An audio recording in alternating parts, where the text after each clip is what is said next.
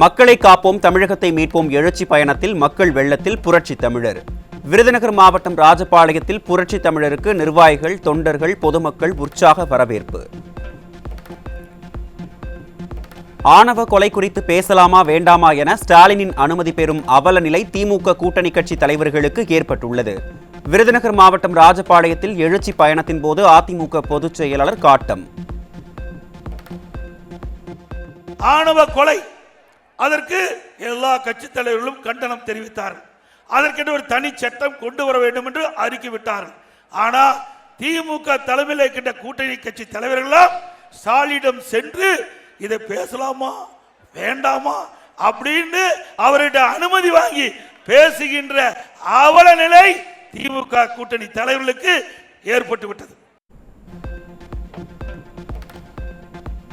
50 மாத கால திமுக ஆட்சி மக்கள் மத்தியில் மிக பெரும் எதிர்ப்பை சம்பாதித்திருக்கிறது.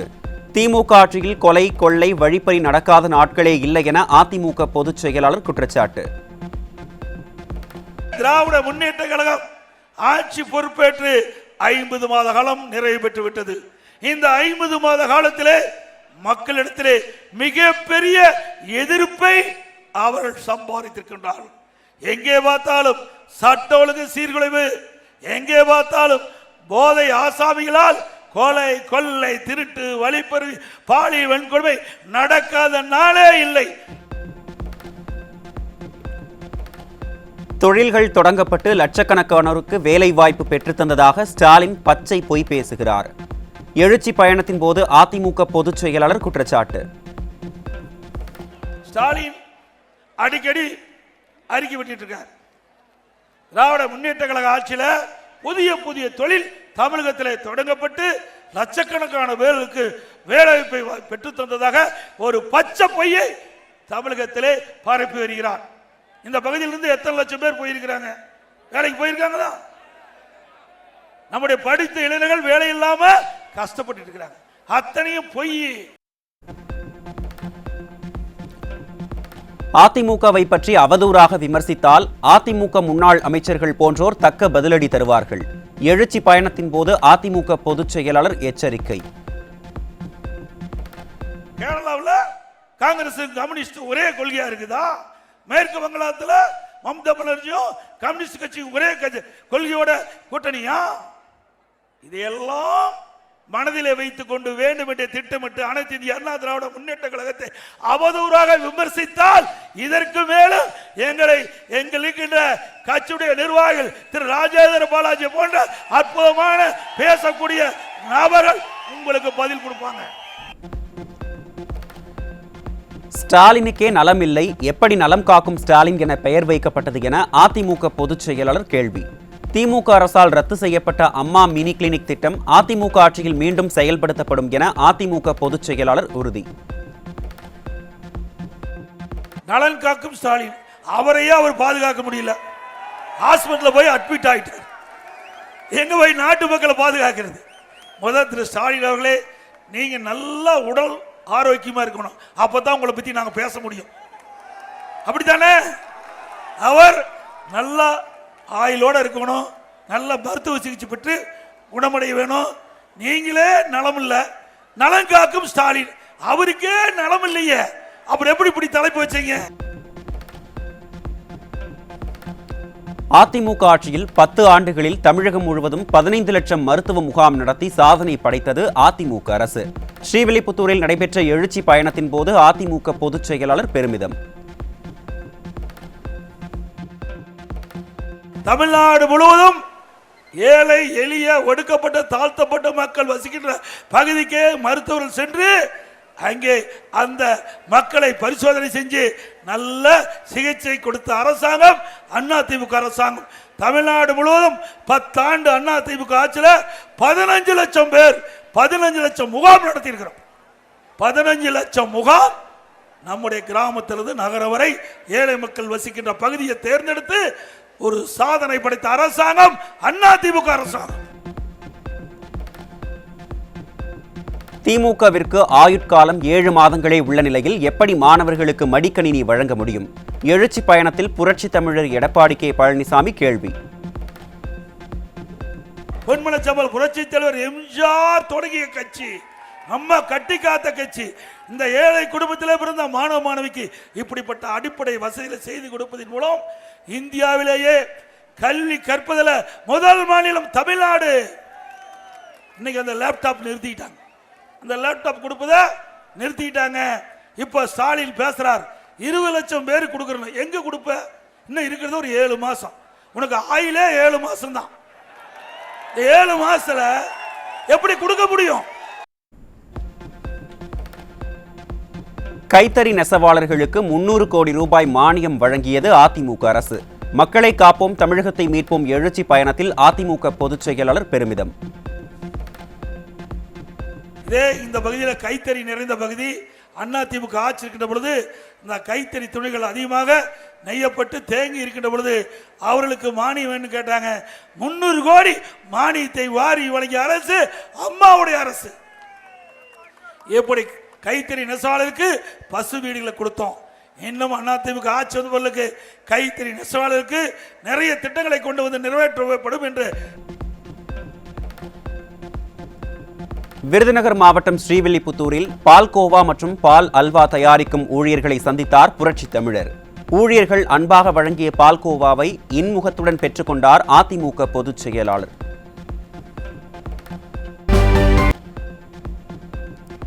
விருதுநகர் மாவட்டம் ஸ்ரீவில்லிபுத்தூர் அருகே நாச்சியார் ஸ்பின்னிங் மில்ஸ் பஞ்சாலை தொழிலாளர்களை சந்தித்தார் அதிமுக பொதுச் செயலாளர். பஞ்சாலை பெண் தொழிலாளர்கள் தேசிய கைத்தறி தினத்தையொட்டி வண்ண நூல் கயிறுகளை அதிமுக பொதுச் செயலாளர் கையில் கட்டி தங்களது கூலியை உயர்த்த நடவடிக்கை எடுக்க வேண்டும் என கோரிக்கை.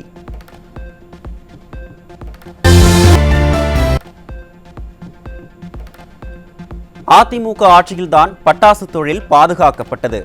விருதுநகர் மாவட்டம் சிவகாசியில் எழுச்சி பயணத்தின் போது அதிமுக பொதுச் செயலாளர் பேச்சு.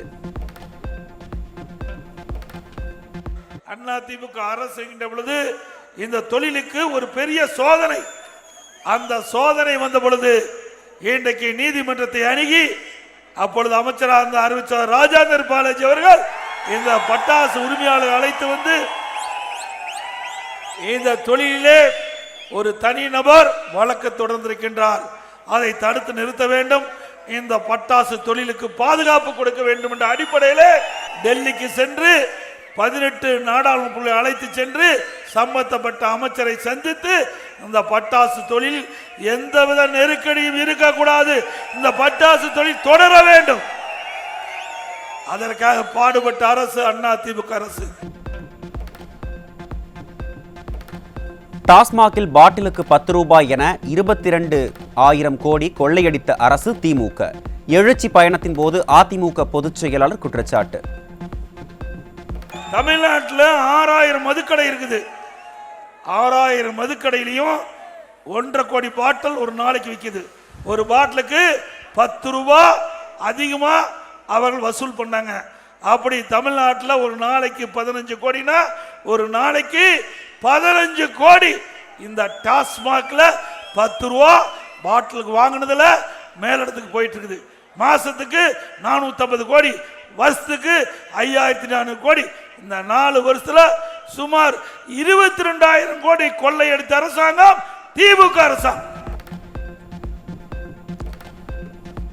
திமுக ஆட்சியில் பேரூராட்சி, நகராட்சி, மாநகராட்சிகளில் வீடு கட்டுவதற்கான பிளான் அனுமதிக்கு 132% கட்டணம் உயர்த்தப்பட்டுள்ளது. இனி ஏழைகள், நடுத்தர மக்கள் வீடு கட்ட முடியாது, கொள்ளையடிக்கும் திமுகவினரால் மட்டும்தான் வீடு கட்ட முடியும் என அதிமுக பொதுச் செயலாளர் குற்றச்சாட்டு. திமுக போடப்பட்ட கட்டணம் மாநகராட்சியில் 1000 சதுரடி வீடு கட்ட பிளான் அப்ரூவ்டு 88,000 ரூபாய். இங்க மட்டும் நகராட்சியிலையும் அதே மாதிரி 100% ஏறி போச்சு. பேரூராட்சியிலையும் கிட்டத்தட்ட 100% ஏறி போச்சு. ஆக இனி இந்த மாநகராட்சி, நகராட்சி, பேரூராட்சியில் வீடு கட்டணும்னா கிட்டத்தட்ட 88,000 ரூபாய் 1000 சதுரடி கட்ட வேணும். பார்த்தீங்கன்னா 132% உயர்த்திருக்கிறாங்க. விடியா திமுக ஆட்சியில் உண்மையில் தமிழகம் பொருளாதார வளர்ச்சியை அடைந்துள்ளதா என்றும் தமிழக மக்களின் வாழ்க்கை தரம் உயர்ந்துள்ளதா என்றும் அதிமுக பொதுச் செயலாளர் கேள்வி. ஸ்டாலின் விளம்பர ஆட்சியில் 1 டிரில்லியன் பொய்களை கூறுவதாக அதிமுக பொதுச் செயலாளர் குற்றச்சாட்டு.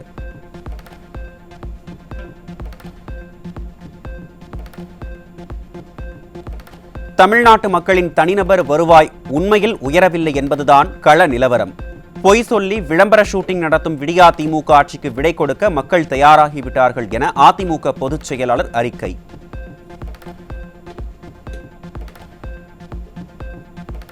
வேலூர் மாவட்டம் பேரணாம்பட்டு அருகே 15 வயது சிறுமியை கர்ப்பமாக்கிய கூலி தொழிலாளி போக்சோவில் சிக்கினார். நிர்வாக திறனற்ற ஸ்டாலின் ஆட்சியில் சிறுமிகள் முதல் மூதாட்டிகள் வரை நாள்தோறும் பெண்களுக்கு எதிரான பாலியல் குற்றங்கள் அதிகரித்து வருவதாக மக்கள் குற்றச்சாட்டு.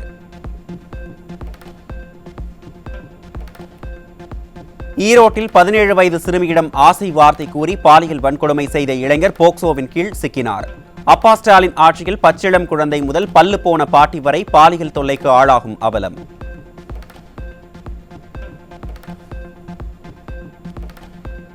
செங்கல்பட்டு மாவட்டம் மேல்மருவத்தூரில் பள்ளி மாணவியை பாலியல் தொழிலில் ஈடுபடுத்திய இருவர் போக்சோவில் சிக்கினர். தமிழகத்தில் பெண்களுக்கு எதிரான பாலியல் குற்றங்கள் தொடர்ந்து அதிகரித்து வரும் நிலையில் அப்பா ஸ்டாலின் மௌனம் சாதிப்பது ஏன் என மக்கள் கேள்வி.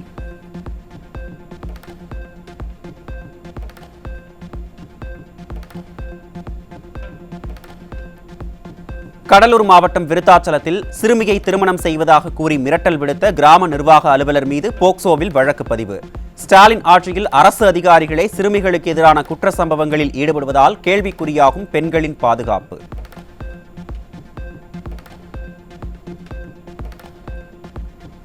சென்னையை அடுத்த பட்டரவாக்கம் ரயில் நிலையத்தில் இளைஞர்கள் வாழ்க்கையை சீரழிப்பதற்காக ஒடிஷா மாநிலத்தில் இருந்து ரயில் மூலம் 10 கிலோ கஞ்சா கடத்திய நபர் பிடிபட்டார். நிர்வாக திறனற்ற விடியா ஸ்டாலின் ஆட்சியில் ஏவல்துறை கும்பகர்ண தூக்கத்தில் இருப்பதால் பிற மாநிலங்களில் இருந்து போதைப் பொருட்கள் கடத்துவது அதிகரித்து விட்டதாக மக்கள் குற்றச்சாட்டு.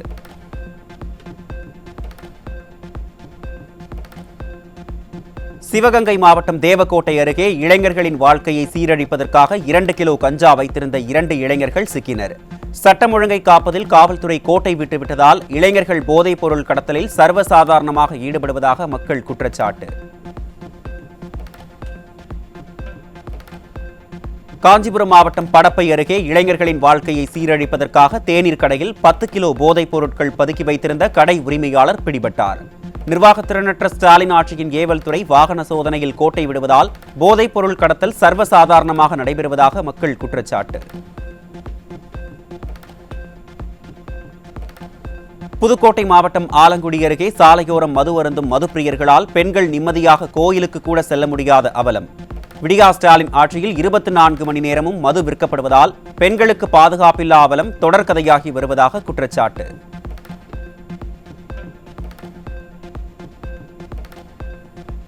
செங்கல்பட்டு அருகே உங்களுடன் முதல்வர் என்ற போர்வையில் நடைபெறும் நாடக முகாமிற்கு வந்த பயனாளிகளிடம் 100 ரூபாய் வசூல் செய்து அதிகாரிகள் அட்டூழியம். வெற்று விளம்பரத்திற்காக நடைபெறும் முகாமிற்கு மக்களை வரவழைத்து பணம் வசூல் செய்து மோசடிகளை அரங்கேற்றுவதாக குற்றச்சாட்டு.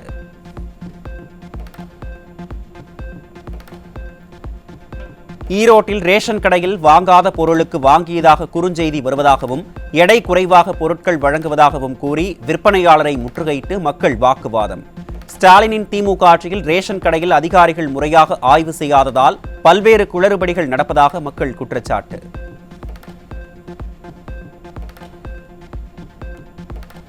தமிழ்நாட்டில் இந்த ஆண்டில் மட்டும் தற்போது வரை 6 போலீசார் படுகொலை செய்யப்பட்ட பயங்கரம். எதிர்க்கட்சித் தலைவர் கூறுவது போல ஸ்டாலின் ஆட்சியில் பொதுமக்களுக்கு மட்டுமின்றி காவல்துறையினருக்கும் போதிய பாதுகாப்பு இல்லை என்பது மீண்டும் மீண்டும் நிரூபணம்.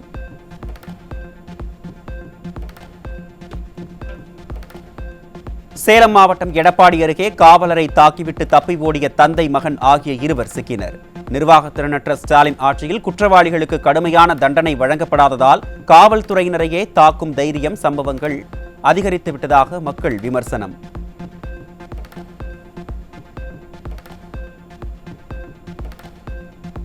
சென்னை மாநகராட்சி அலுவலக வளாகம் மற்றும் பொதுமக்கள் பயன்படுத்தும் கழிவறை சுகாதார சீர்கேட்டுடன் காணப்படுவதால் நோய் தொற்று ஏற்படும் அச்சத்தில் மக்கள்.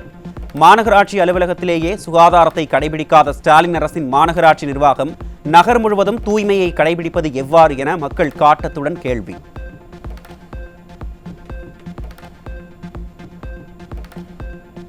திருவண்ணாமலை மாவட்டம் ஆரணியில் இலவச வீட்டுமனை பட்டா வழங்க வலியுறுத்தி திருநங்கைகள் ஒப்பாரி வைத்து சாலை மறியல் போராட்டம். திறனற்ற திமுக அரசு திருநங்கைகளின் நலனை தொடர்ந்து வஞ்சித்து வருவதாக குற்றச்சாட்டு.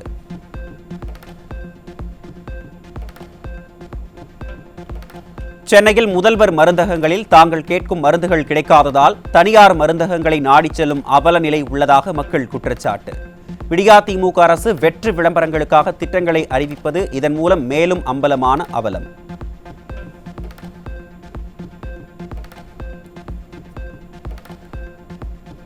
கள்ளக்குறிச்சி மாவட்டம் உளுந்தூர்பேட்டை அருகே 20 நாட்களாக குடிநீர் வழங்காததை கண்டித்து காலி குடங்களுடன் ஊராட்சி ஒன்றிய அலுவலக நுழைவு வாயிலில் பெண்கள் தரையில் அமர்ந்து தர்ணா போராட்டம். வெற்று விளம்பரங்களுக்காக பல கோடி ரூபாய் செலவு செய்யும் ஸ்டாலின் அரசால் மக்களுக்கு முறையாக குடிநீர் கூட வழங்க முடியாதா என கேள்வி.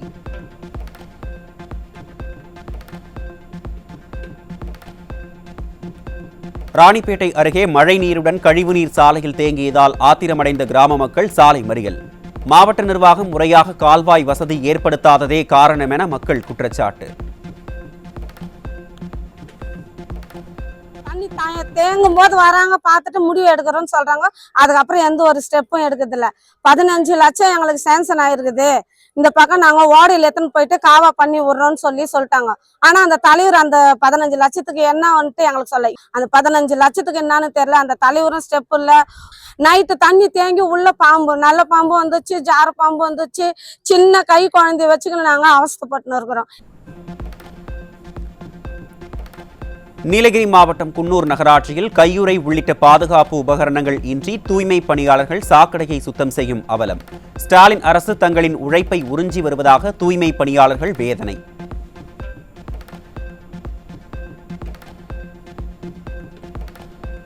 ராணிப்பேட்டை மாவட்டம் ஆற்காடு நகராட்சியில் ஒப்பந்த தூய்மை பணியாளர்களுக்கான முறையான ஊதியம் வழங்காததை கண்டித்து 100க்கும் மேற்பட்ட பணியாளர்கள் அலுவலகத்தை முற்றுகையிட்டு போராட்டம். ஸ்டாலின் ஆட்சியில் தூய்மை பணியாளர்களுக்கு கூட வழங்கும் ஊதியத்தை கல்லா கட்டுகிறார்களா என தூய்மை பணியாளர்கள் கேள்வி.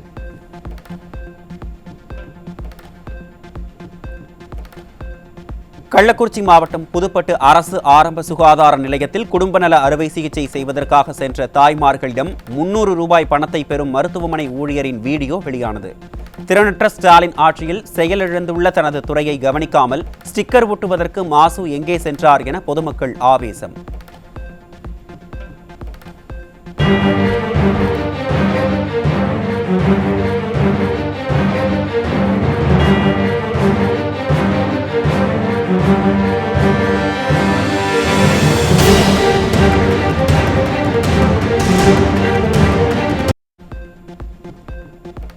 கடலூர் மாவட்டம் நந்தீஸ்வரமங்கலம் அருகே அரசு பேருந்து பழுதாகி நடுவழியில் நின்றதால் மாணவர்கள் பயணிகள் பாத யாத்திரையாக நடந்து சென்ற அவலம். புதிய பேருந்துகள் பயன்பாட்டிற்கு வரும் என சொல்லியே 4 ஆண்டுகளை விடியா ஸ்டாலின் அரசு கடத்தியதுடன் நாள்தோறும் பயணிகளை வதைத்து வருவதாக விமர்சனம்.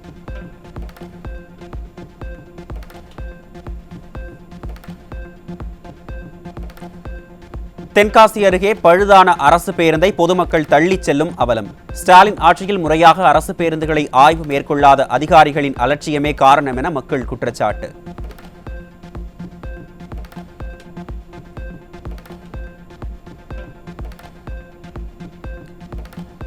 தஞ்சாவூர் மாவட்டம் கும்பகோணத்தில் அரசு பேருந்து நடுவழியில் பஞ்சராகி நின்றதால் பயணிகள் கடும் அவதி. பராமரிப்பற்ற தகர டப்பா பேருந்துகளை ஸ்டாலின் மாடல் அரசு இயக்குவதாக மக்கள் கடும் தாக்கு.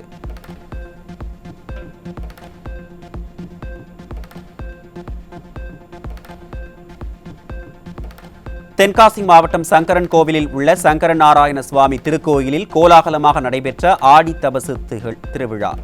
பல்வேறு பகுதிகளைச் சேர்ந்த திரளானோர் கலந்து கொண்டு வழிபாடு.